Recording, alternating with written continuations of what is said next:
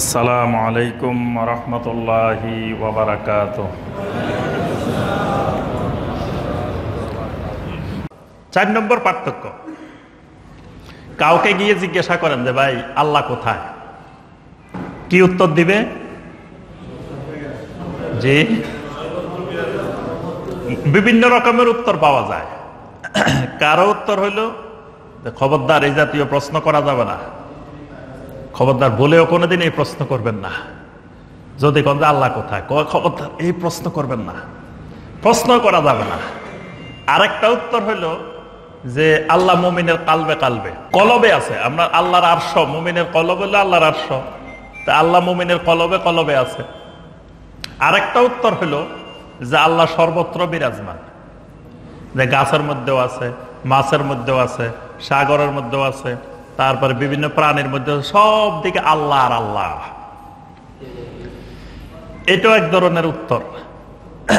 আর খুব অল্প সংখ্যক মুসলিম পাওয়া যাবে যারা উত্তর দিবেন যে আল্লাহ কোথায়, ফিস সামা, আল্লাহু ফিস সামা ওয়া ইলমুহু ফি কুল্লি মাকান। আল্লাহ হলেন আকাশে, উপরে, আর সে নির্দিষ্ট করবেন না, মানে আল্লাহ ফিস সামা। ইমাম মালিক রাহমাহুল্লাহ বলছেন আমাদের আকীদা হবে আল্লাহু ফিস সামা। সামা মানে একটা নির্দিষ্ট জায়গা না, আকাশ বলতে একটা জায়গা না, আল্লাহ উপরে। আল্লাহর সিফাত হলো আল উলুব্বু, মানে ঊর্ধ্বতা, উপরে থাকা, এটা আল্লাহর সিফাত। সুতরাং আল্লাহ উপরে থাকেন। উপরে আমরা কদ্দুর জানি, কদ্দুর দেখছি, আমাদের দৌড় কদ্দুর, আমাদের উপরের দিকে আমরা কদ্দুর গেছি, কি জানি আমরা উপরের কথা? শুধু ততটুকু জানি যতটুকু নবী সাল্লাল্লাহু আলাইহি ওয়াসাল্লাম মেরাজের রাত্রে সিদরাতুল মুনতাহা পর্যন্ত গেছেন, এর মধ্যে যতটুকুর বর্ণনা আমাদেরকে শুনাইছেন এতটুকু জানি। এর বাইরে আমরা আর কিছু উপরের খবর জানি না। এজন্য আমরা বলবো আমাদের বিশ্বাস, আমাদের আকীদা হবে আল্লাহ কোথায়, ফিস সামা। ওই দাসী যেমন বলছিলেন, দাসীকে নবী সাল্লাল্লাহু আলাইহি ওয়াসাল্লাম জিজ্ঞাসা করছেন কি, আইন আল্লাহ, আল্লাহ কোথায়? দাসী কি বলছে? ফিস সামা, আল্লাহ আকাশে, আল্লাহ উপরে। নবী সাল্লাল্লাহু আলাইহি ওয়াসাল্লাম বলছেন ফা ইন্নাহা মুমিনা। দাসী এই কথা বলার কারণে নবী সাল্লাল্লাহু আলাইহি ওয়াসাল্লাম বলছেন যে তুমি এই মহিলাকে আজাদ করে দাও, এই মহিলা মুমিনা। তাহলে তার সহি আকীদা আছে, তার বিশুদ্ধ ঈমান আছে, এটা বোঝা গেছে, পরীক্ষা করা হয়েছে আল্লাহ কোথায় এই উত্তর দিয়ে। এই জন্য যিনি বলেন আল্লাহ সব জায়গায় কলবে, তিনি হাত তোলে কোন দিকে দোয়া করার সময়? উপরের দিকে। আল্লাহ যদি সব জায়গায় থাকে তাহলে হাত চারের দিকে ঘুরার কথা। যে ইমাম সাহেব, সম্মানিত ইমাম সাহেব বিশ্বাস করেন আল্লাহ সর্বত্র, তাহলে আল্লাহ নিচের দিকেও আছে। তাহলে তিনি দোয়া করার সময় হাতকে ঘুরে ঘুরে দোয়া করা দরকার, কিন্তু উনি হাত তুলতেছেন কোন দিকে? এবং নবী সাল্লাল্লাহু আলাইহি ওয়াসাল্লাম হাত তুলতে তুলতে উপরের দিকে বগলের শুভ্রতা দেখা যেত। তাহলে হাত উপরে কেন?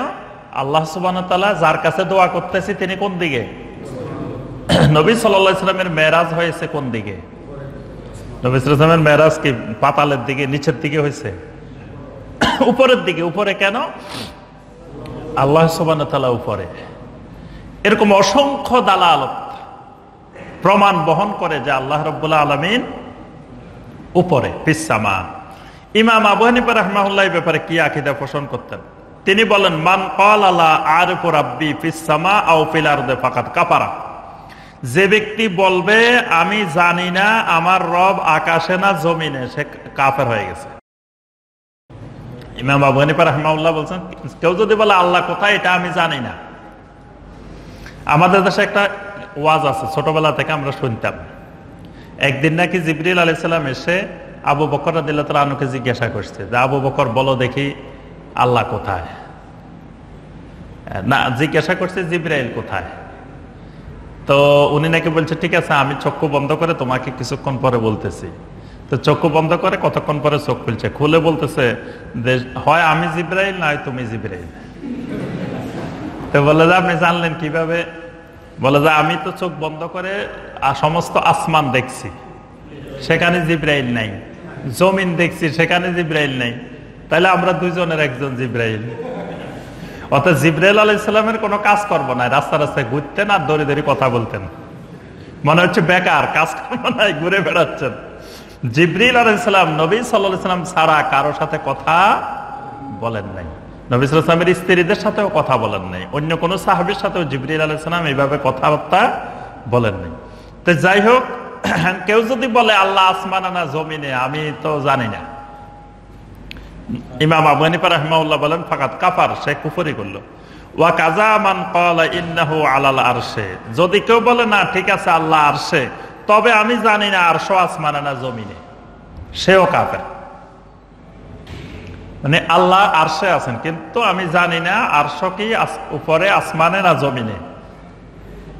মানে আল্লাহ সুবহানাহু ওয়া তাআলার অবস্থান জানা এটা ঈমানের একটা গুরুত্বপূর্ণ বিষয়।